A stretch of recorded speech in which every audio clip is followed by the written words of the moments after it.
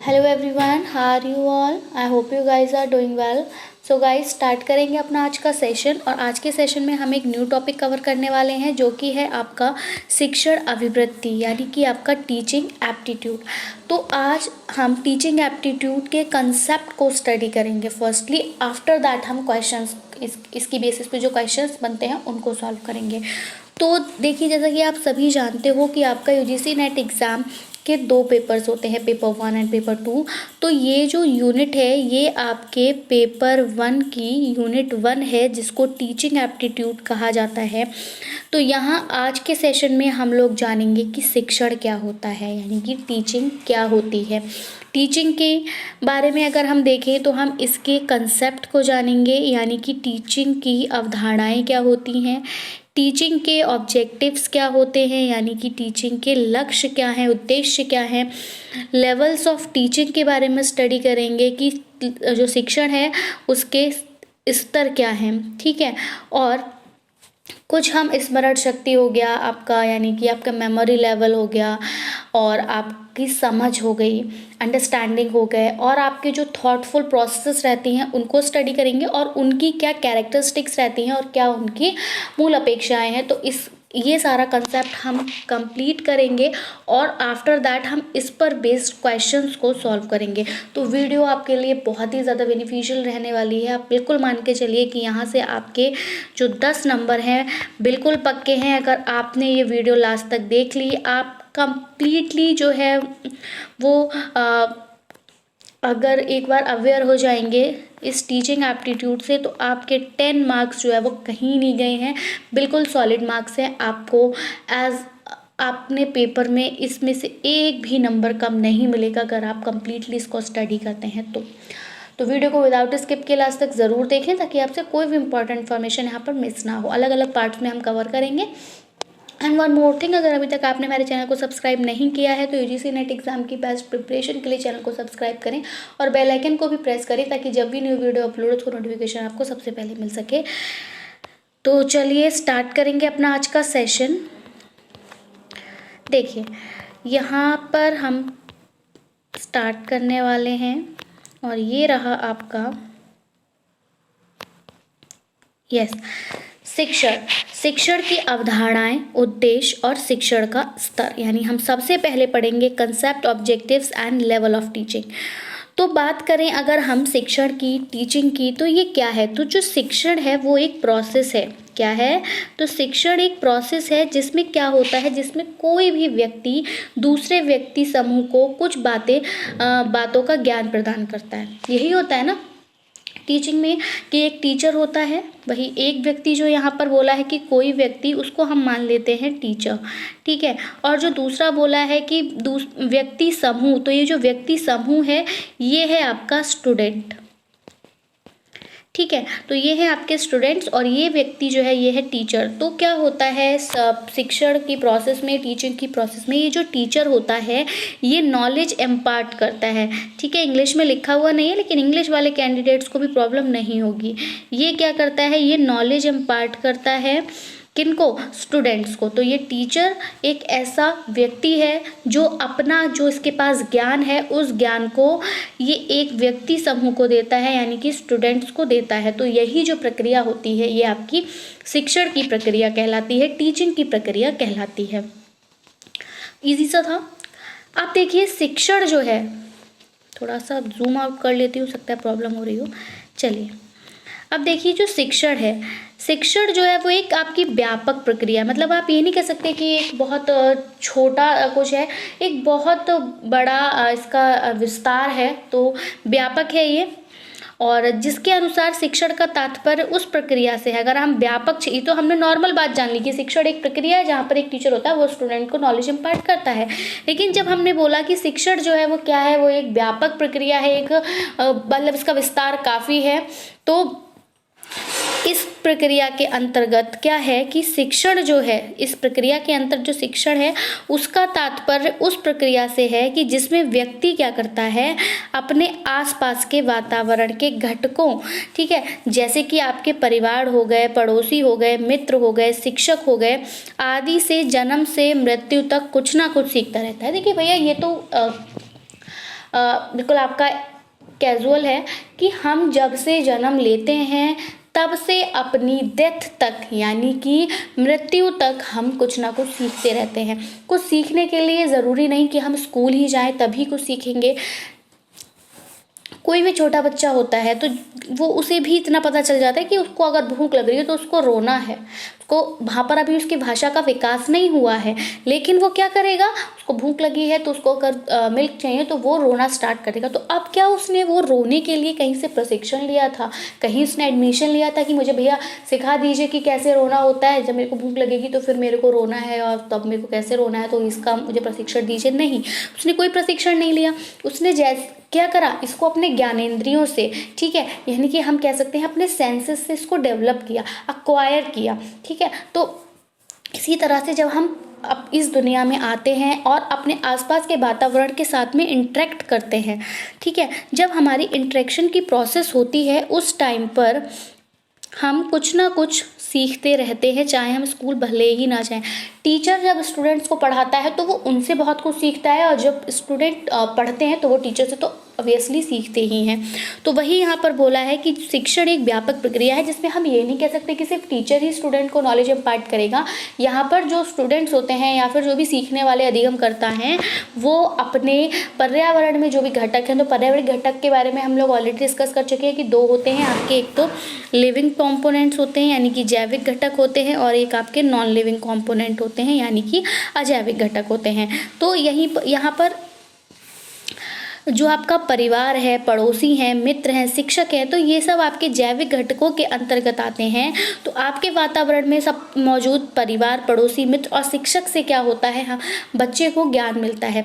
सबसे पहली अगर यहाँ पर इसी बात को सामाजिकरण भी कहा जाता है, सोशलाइजेशन के नाम से भी इसको जाना जाता है। अगर हम सबसे पहले बात करें परिवार की, तो परिवार को यहाँ पर प्राइमरी एजेंसी माना जाता है जहाँ से कि बालक के सामाजिकरण का विकास होता है, ठीक है। या फिर सबसे पहली पाठशाला जो होती है बच्चे की, पहली पाठशाला भी परिवार को ही कहा जाता है, क्योंकि बच्चा बॉर्न होते ही स्कूल नहीं चला जाता, लेकिन फिर भी स्कूल जाने से पहले क्या उसके पास कोई अपना ज्ञान नहीं होता, बहुत सारा ज्ञान होता है उसके पास। उसको आप कह सकते हो कि उसको ऑब्जेक्ट परमानेंस होता है, उसको पता होता है कि हाँ ये बुक है, ये पेन है, ठीक है, ए फॉर एप्पल वो जानता है। तो ये सब वो कहाँ से सीखता है, तो ये वो अपने परिवार से सीखता है। इसीलिए परिवार को पहली पाठशाला और सोशलाइजेशन की प्राइमरी एजेंसी के नाम से जाना जाता है।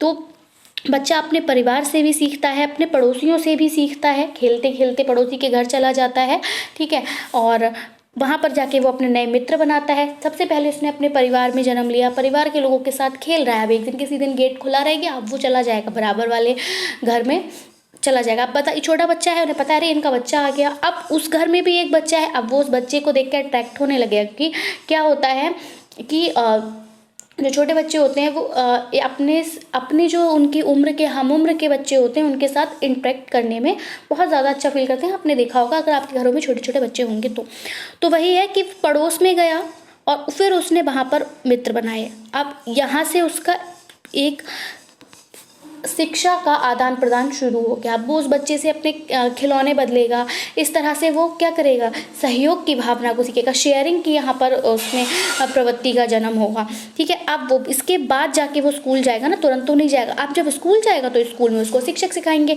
तो वही है, शिक्षा जो है वो आपके परिवार, पड़ोसी, मित्र, शिक्षक आदि से जन्म से लेकर मृत्यु तक वो कुछ ना कुछ यहाँ पर सीखता रहता है। शिक्षण के संकुचित अर्थ में शिक्षण वह प्रक्रिया है जिसके द्वारा शिक्षक किसी शिक्षा संस्थान में शिक्षार्थियों को पूर्व निश्चित ज्ञान प्रदान करता है। वही सेम चीज़ हो गई कि शिक्षा में शिक्षक जो है वो शिक्षार्थियों को एक निश्चित ज्ञान प्रदान करता है, लेकिन कुछ ज्ञान जो होता है बच्चे के पास अपना खुद का होता है, उसी को यूज़ करके वो नया ज्ञान टीचर यहाँ पर देता है। अब हम देखेंगे शिक्षण के कुछ व्यापक अर्थ। तो अब यहाँ से क्वेश्चन आपसे पूछ लिए जाते हैं, इसलिए इन पॉइंट्स को बहुत ज़्यादा ध्यान रखिए। चाहे तो आप इनको नोट कर लीजिए या फिर स्क्रीनशॉट ले लीजिए। शिक्षार्थी को क्रियाशील रहने का अवसर देना, ये जो है आपके शिक्षक के कुछ व्यापक अर्थ हैं, मीनिंग है। तो पहला जो है वो है कि शिक्षार्थी को क्रियाशील रहने के अवसर देना। देखिए जब बच्चा एक्टिव होगा तो एक्टिव होने से उसकी जितनी भी सेंसरी ऑर्गन्स, उसकी जितनी भी ज्ञानेंद्रियां हैं वो भी एक्टिव होंगी।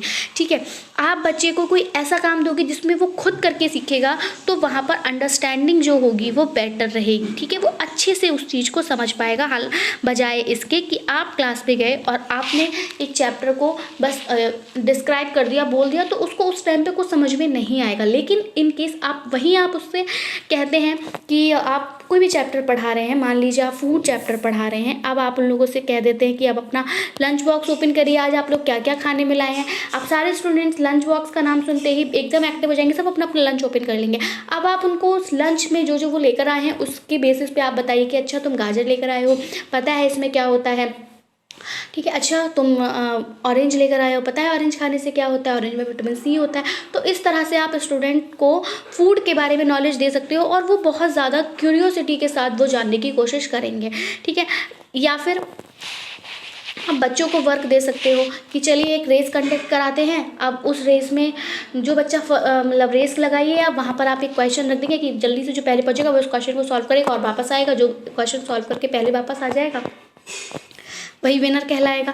तो अब यहाँ पर बच्चे खुद से क्रियाशील हो रहे हैं। तो बच्चों को एक्टिव रखने के लिए हम टीचर को उनसे काम कराना, मतलब ऐसा इस तरह से वो अपना शिक्षण करें कि बच्चे क्रियाशील हों, एक्टिव रहें। ठीक है, तो ये एक्टिवनेस एक बहुत बड़ा पॉइंट है। जिस भी ऑप्शन में आपको बच्चे की क्रियाशीलता वाला आप दिखे कि मतलब बच्चे को क्रियाशील रहकर आपको शिक्षण प्रदान करना है, उस ऑप्शन को आप बिल्कुल सही मानेंगे। ठीक है, नेक्स्ट है शिक्षार्थी के संवेगों को प्रशिक्षित करना। अब संवेग क्या होते हैं, तो ये आपके इमोशंस होते हैं, तो इन इमोशंस को भी आपको प्रशिक्षित करना होता है। उसमें डर की भावना, ठीक है, सहयोग की भावना, मित्रतापूर्ण व्यवहार, तो ये सब भी क्या है, इन सब को भी टीचर ही क्या करता है, प्रशिक्षित करता है, एक अच्छा डायरेक्शन देता है। अगर नहीं दिया जाए तो डायरेक्शन गलत हो जाता है और फिर कहीं ना कहीं आप समझ सकते हैं। नेक्स्ट है आपका शिक्षार्थियों को अपने वातावरण के अनुकूल बनने में सहायता करना। बिल्कुल, अब जो भी स्टूडेंट है वो जिस वातावरण में रह रहा है उसके साथ उसको अनुकूलन करना होगा, एडेप्टेशन करना होगा। ठीक है, तो उसको एडेप्टेशन में सहायता कौन करेगा, टीचर करेगा। जैसे अब बच्चा स्कूल में आया तो स्कूल उसके लिए नया है, क्योंकि इससे पहले वो अपने कहाँ रहता था, फैमिली के बीच रहता था, वो रोएगा। आधा दिन छोटे छोटे बच्चे रोने में लगा देते हैं कि बस घर जाना है, मम्मी पास जाना है एंड ऑल। तो जो स्टूडेंट हैं उनको अब स्कूल के वातावरण में लाने के लिए प्रयास कौन करेगा, टीचर करेगा। अब कैसे करेगा, उनको लुभाएगा एक तरह से कि अच्छा चलिए गेम्स खेलते हैं, गेम्स खिलाएंगे आप, तो बच्चा थोड़ा सा एंगेज होगा। ठीक है, वो अपने जब फ्रेंड्स बनाएगा तो थोड़ा सा एंगेज होगा। धीरे धीरे करके उसमें क्या होगा, स्कूल आने की जो फीलिंग है वो विकसित होने लगेगी, अब उसको स्कूल में अच्छा लगने लगेगा। तो वही है, वातावरण के साथ भी अनुकूलन बनाए रखना है। नेक्स्ट है उत्प्रेरणा प्राप्त करना। वातावरण के साथ आप एक बात और याद रखेंगे, जब आप टीचिंग कर रहे हैं तो आप वातावरण के साथ जोड़ते हुए शिक्षण प्रदान करेंगे। नेक्स्ट है आपका उत्प्रेरणा प्राप्त करना। उत्प्रेरणा हम कह सकते हैं कि बच्चों को मोटिवेट करते रहना है टाइम टू टाइम।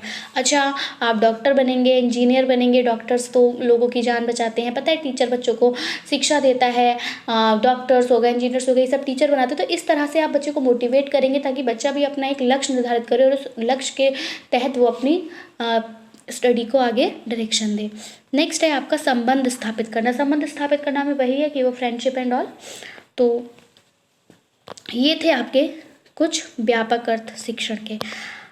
आगे देखेंगे, विद्यार्थी को ठीक प्रकार से शिक्षण प्रदान करने के लिए शिक्षक को शिक्षण के सामान्य सिद्धांतों से परिचित होना आवश्यक है। और इन सिद्धांतों की अगर हम बात करें तो ये सिद्धांत कौन कौन से हैं, ये भी आपके इम्पॉर्टेंट हैं, इनको भी आप नोट करिए। पॉइंट्स बहुत इंपॉर्टेंट हैं, इन पॉइंट्स की बेसिस पर ही आपके क्वेश्चंस आपको देखने को मिलेंगे अपने एग्जाम्स में। हम जब प्रैक्टिस सेट करेंगे तो आप खुद समझ जाएंगे।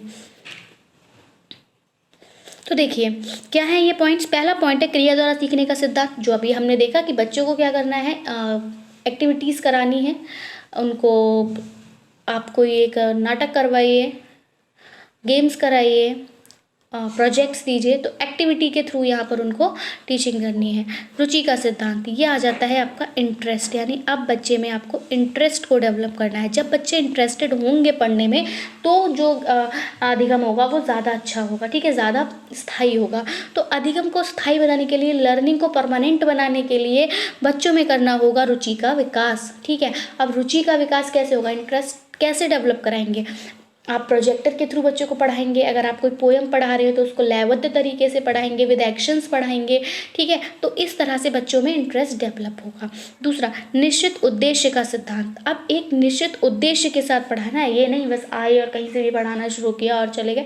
तो आप जो भी कुछ पढ़ा रहे हो उसको एक उद्देश्य के साथ, एक ऑब्जेक्टिव के साथ पढ़ाना है कि अच्छा आज मैंने अगर ये पोएम कराई है, अगर मैंने आज पोएम को सिर्फ बुलवाया है बच्चों से, तो कल मैं उसको लयबद्ध तरीके से पढ़ाऊँगा, उनको एक्शन सिखाऊँगा। पोएम में प्रयुक्त जो शब्द हैं उनसे रिलेटेड उनको राइमिंग वर्ड्स वगैरह बताऊँगा, उन शब्द का अर्थ बताना है। तो ये इस तरह से कहते हैं कि आप वो एक उद्देश्य के साथ पढ़ाएंगे, जिससे कि बच्चा जो भी पाठ पढ़ रहा है उसमें वो भली भांति अवेयर हो सके हर एक कंसेप्ट से, ठीक है। नेक्स्ट, चयन करने का सिद्धांत। अब चयन करना है, तो चयन करने का मतलब यहाँ पर ये नहीं है कि फर्स्ट कौन आएगा या सेकंड कौन आएगा। चयन आपको यहाँ पर किस चीज़ का करना है कि यहाँ पर आपको पता है इंक्लूसिव एजुकेशन है, अलग अलग टाइप के स्टूडेंट्स हैं। कुछ स्टूडेंट्स हैं जिनको पढ़ने में कठिनाई हो रही है, तो अब आपको चयन जो करना है ऐसे ही बच्चों का करना है कि किन को आप जिस तरह से पढ़ा रहे हो उस तरह से उनको समझ नहीं आ रहा, या वो कहीं ना कहीं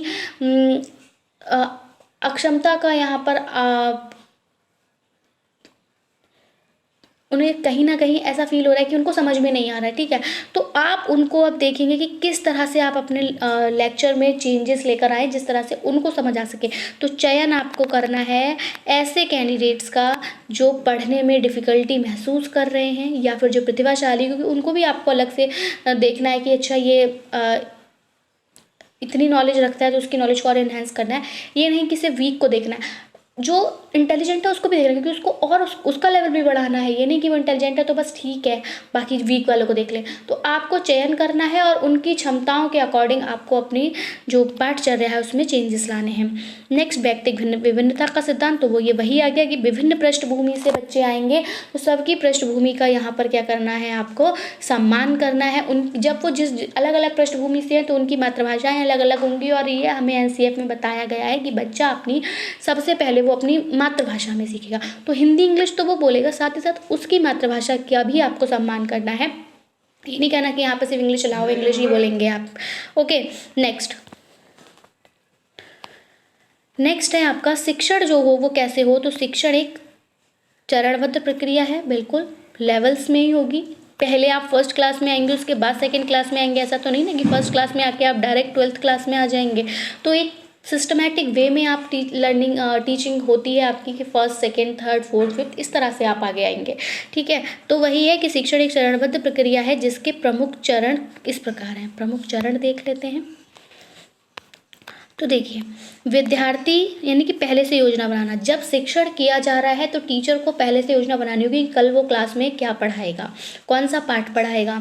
दूसरा, विद्यार्थियों के विषय संबंधित पूर्व ज्ञान के बारे में जानकारी प्राप्त करना। अब जो वो पाठ पढ़ा रहा है उस पाठ को पढ़ाने से पहले वो बच्चे के पहला के ज्ञान को जांचेगा कि जो टॉपिक में, जैसे फूड टॉपिक पढ़ा रहा है तो फूड के बारे में बच्चे क्या जानते हैं, उनकी अपनी अपनी राय लेने की खाना उनके लिए क्या है, ठीक है। उसके बाद उसी ज्ञान के साथ कनेक्ट करते हुए आपको उनमें नए ज्ञान का विकास जो है वो करना है। नेक्स्ट, अध्यापन सामग्री को सुसंगठित एकत्र करना। यानी कि अब जब आप टीचिंग करने जा रहे हो तो उसमें जो जो मटेरियल, जो जो मैटर की आपको रिक्वायरमेंट है उनको एक सिस्टमैटिक वे में आपको रखना, ठीक है। अध्यापन सामग्री कक्षा में प्रस्तुत करना। अब अगर मान लीजिए आप कोई भी चैप्टर पढ़ाने के लिए आप प्रोजेक्टर का इस्तेमाल कर रहे हैं तो उसको आप कक्षा में लेके जाएंगे, प्रोजेक्टर लगाएंगे और फिर बच्चों को उस कविता से या फिर उस पाठ से अवगत कराएंगे। अगला है विश्लेषण और संलयन करना। जब आप ये सब कर लेंगे अब आप एक बार उसका एनालिसिस करेंगे। विश्लेषण का मतलब है एनालिसिस करेंगे कि क्या ये सब कुछ सही है या नहीं है, और फिर आप इसको जब परफॉर्म करेंगे, जब परफॉर्म हो जाएगा उसके बाद अब आप करेंगे मूल्यांकन कि बच्चे ने कहाँ, मतलब कोई चेंजेस देखने को मिले नॉर्मल टीचिंग से और इस तरह की टीचिंग से? हाँ, अगर देखने को मिलते हैं, हाँ मिले हैं, तो अब आप उसकी क्या करेंगे, पुनरावृत्ति करेंगे। अगर इसने फ़ायदा किया तो आप इसको दोबारा से कराएंगे। ठीक है, तो ये था आपके शिक्षण के चरण। अब आ जाते हैं शिक्षण कार्य में कलात्मकता बनी रहे और शिक्षार्थी इसका पूर्ण लाभ उठा सके, तो इसके लिए शिक्षा शास्त्रियों ने कुछ शिक्षण सूत्र का निर्माण किया था। शिक्षण सूत्र जो है आपके, ये बहुत इंपॉर्टेंट है, यहाँ से क्वेश्चन ज़रूर आता है। तो शिक्षण सूत्र क्या है? ये कहा गया कि बच्चे को आप तुरंत ही कुछ भी कठिन संरचना के बारे में नहीं बताएंगे। अगर कोई संरचना कठिन है तो उसको पहले उसको सरल से बताएंगे और फिर कठिन तक लेके जाएंगे। जैसे कि अब अगर आप कार्बोहाइड्रेट पढ़ा रहे हो तो उसको तुरंत ही बताना शुरू नहीं कर देंगे कि C6H12 O6, सब घबरा जाएगा कि ये भैया है क्या, है ना। तो पहले आप क्या बताओगे कि कार्बोहाइड्रेट्स जो होते हैं वो क्या होते हैं, तो जैसे वो तुरंत आप उसका एग्जाम्पल दोगे ग्लूकोज। ठीक है, ग्लूकोज सारे बच्चे पीते हैं। अच्छा, घर जाते हो आप लोग? हाँ जाते हैं। घर जाते आप क्या करते हैं, तो ग्लूकोज पीते हैं। ग्लूकोज क्यों पीते हैं? क्योंकि बच्चे तुरंत कहेंगे ग्लूकोज हमें एनर्जी देता है, इसलिए हम ग्लूकोज पीते हैं। तो वही आ गया कि ग्लूकोज हमें एनर्जी दे रहा है, यानी कि उस ग्लूकोज में ऐसा क्या है जो हमें एनर्जी दे रहा है? इंस्टेंट एनर्जी हमें दे रहा है, कार्बोहाइड्रेट है। क्या है? कार्बोहाइड्रेट। अब बच्चे कहेंगे अच्छा, थोड़ा उनको नया वर्ड है कार्बोहाइड्रेट। अब आप उन्हें बताएंगे कि कार्बोहाइड्रेट जो है वो कार्बन से बनता है, उसमें हाइड्रोजन के मॉलिक्यूल्स भी होते हैं, ऑक्सीजन, तो इन 3 मॉलिक्यूल से मिलकर कार्बन बनता है। फिर आप उसको इस स्ट्रक्चर के बारे में बताओगे ना, तो वही कि सरल से जटिल की ओर आप जाएंगे, ज्ञात से अज्ञात की ओर। यानी कि अब जो बच्चा पहले से जानता है उसको पहले उस चीज़ के बारे में बताएंगे और फिर आप अज्ञात की ओर उसको आगे लेके जाएंगे। फॉर एग्जाम्पल, अगर आप वही सेम चीज़ है कि आप खाना अगर पढ़ा रहे हैं तो पहले आपने ग्लूकोज बताया, ग्लूकोज के बारे में बच्चा खुद से जान रहा है और ग्लूकोज बताने के बाद आप कार्बोहाइड्रेट पे गए। ठीक है, तो पहले जो वो जानता है उसको बताएंगे, फिर उससे आप अज्ञात की ओर जाएंगे, पूर्ण से अंश की ओर जाएंगे। यानी कि पहले एक बार पूरी स्टोरी को आप बता देंगे और उसके बाद आप उसको छोटे छोटे पार्ट्स में बताएंगे। ठीक है, नेक्स्ट, अनिश्चित से निश्चित की ओर जाएंगे। पहले तो आप अनिश्चित है, जब आप भी कुछ भी अगर आप उनको समझाने के लिए बता रहे हो तो उसका कोई भी एक कह सकते हैं सीमा नहीं है, तो आप पहले अनिश्चित बातें उनके साथ करेंगे और फिर आप एक निश्चित कंक्लूजन तक पहुंचेंगे। जब आप कोई भी एक एक्सपेरिमेंट परफॉर्म कराते हैं तो आपको नहीं पता कि क्या होने वाला है, तो जब एक्सपेरिमेंट परफॉर्म हो रहा है तो वो अनिश्चितता है, और जब उसका रिजल्ट आ जा रहा है दैट इज़ कॉल्ड द निश्चित। तो अनिश्चित से निश्चित की ओर जाएंगे, फिर आप प्रत्यक्ष से अप्रत्यक्ष की ओर। यानी कि अब आपको बच्चों को कुछ ऐसा पढ़ाना है जो अप्रत्यक्ष है, तो पहले आप उनको प्रत्यक्ष चीज़ों से अवगत कराएंगे, जो वहाँ पर मौजूद हैं उन्हें दिखाएंगे, तब आप उनको अमूर्त की तरफ लेके जाएंगे। भैया पहले दिखने, प्रत्यक्ष माने जो सामने दिख रहा है, प्रत्यक्ष जो नहीं दिख रहा, तो पहले जो दिखने वाली चीज़ें हैं वो दिखाएंगे और उसके बाद आप अप्रत्यक्ष की ओर लेकर जाएंगे। विशिष्ट से सामान्य की ओर, अब पहले आप विशिष्ट के बारे में बताएंगे और फिर जनरल की तरफ लेके जाएंगे। नेक्स्ट, विश्लेषण से संश्लेषण की ओर, पहले आप एनालिसिस कराएंगे और फिर आप उसका सिंथेसिस कराएंगे। क्लियर? तो ये शिक्षण सूत्र इम्पॉर्टेंट हैं। अब शिक्षण एक महत्वपूर्ण क्रिया है जिसमें शिक्षक और विद्यार्थी मिलकर एक उद्देश्य प्राप्त करने का क्या करते हैं, प्रयास करते हैं। दोनों का इक्वली कंट्रीब्यूशन रहता है। ठीक है, टीचर पढ़ा रहा है, अगर स्टूडेंट पढ़ नहीं रहे हैं तो भी कोई रिजल्ट नहीं आएगा, और अगर स्टूडेंट्स एक्टिव हैं बट टीचर इनएक्टिव है तो भी कोई रिजल्ट नहीं आएगा। तो दोनों का इक्वली कंट्रीब्यूशन है। ठीक है, तो शिक्षक और विद्यार्थी मिलकर एक उद्देश्य प्राप्त करने का प्रयास कर रहे हैं। शिक्षण प्रक्रिया में अब 3 आधारभूत स्तंभ होते हैं जिनको क्या कहा जाता है, शिक्षक, छात्र और पाठ्यक्रम। और इसके बारे में क्वेश्चन पूछ लिया जाता है किसने बताया, तो ये बताया आपके जॉन डेवी ने। ठीक है, इस तरह से एक ट्रायंगल बनता है, इसमें आपके पाठ्यक्रम, शिक्षक और छात्र। ठीक है, तो ये एक महत्वपूर्ण स्तंभ होता है, तीनों का होना यहाँ पर आवश्यक है, तभी ये ट्रायंगल बनेगा, अदरवाइज ये नहीं बनेगा। ठीक है, नेक्स्ट, शिक्षक क्या है, तो शिक्षक एक ऐसा सोर्स है, एक ऐसा स्रोत है जिससे विद्यार्थी क्या करता है, अपने उद्देश्य की प्राप्ति में सफलता प्राप्त कर सकता है। ठीक है, आपको गाइडेंस तो आपके टीचर ही प्रोवाइड करते हैं। शिक्षक शैक्षिक प्रक्रिया का एक आधारभूत तत्व है जिसके अभाव में शिक्षा प्रक्रिया पूरी नहीं की जा सकती है। नेक्स्ट स्टूडेंट का आ गया। शिक्षार्थी क्या है, तो जो शिक्षण प्रक्रिया में शिक्षार्थी हैं, विद्यार्थी के बिना जो है शिक्षण प्रक्रिया ही संभव नहीं है।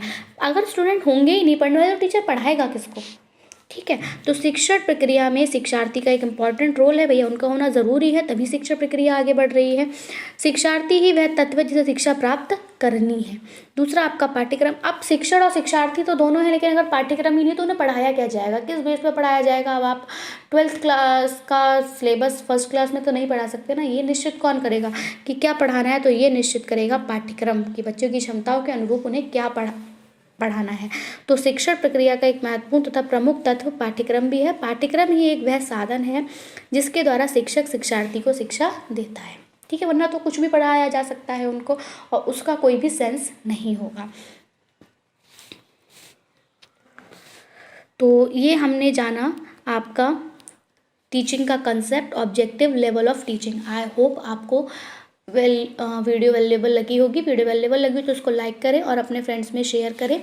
हम इसके नेक्स्ट पार्ट में कैरेक्टरिस्टिक्स को डिस्कस करेंगे, इसके अलावा मतलब लर्नर्स की कैरेक्टरिस्टिक डिस्कस करेंगे। एंड इसके अलावा में हम आपको बताएं कि हमने यूनिट 2 के PYQs को आपका डिस्कस किया हुआ है। हमने यूनिट 7 डिस्कस की है जो कि आपकी डेटा इंटरप्रिटेशन है। इसके अलावा हमने यूनिट 9 और यूनिट 10 के क्वेश्चंस भी PYQ डिस्कस किए हुए हैं। अगर आपने वो वीडियो नहीं देखा है तो मैं आपको डिस्क्रिप्शन बॉक्स में लिंक प्रोवाइड कर दूंगी, आप वहाँ से चेक कर सकते हैं। So that's it from my side. मिलेंगे हम अपने एक नए वीडियो के साथ। Till then take care and bye bye. Thanks for watching. Thanks, have a nice day. कल हम जो पढ़ेंगे वो पढ़ेंगे हम अध्येयता की विशेषता यानी कैरेक्टरिस्टिक्स ऑफ लर्नर्स। तो इनके बारे में आप क्या जानते हैं, आप अपनी नॉलेज को एक बार इकट्ठा करेंगे तो समझने में जो है वो ज़्यादा ईजी रहेगा।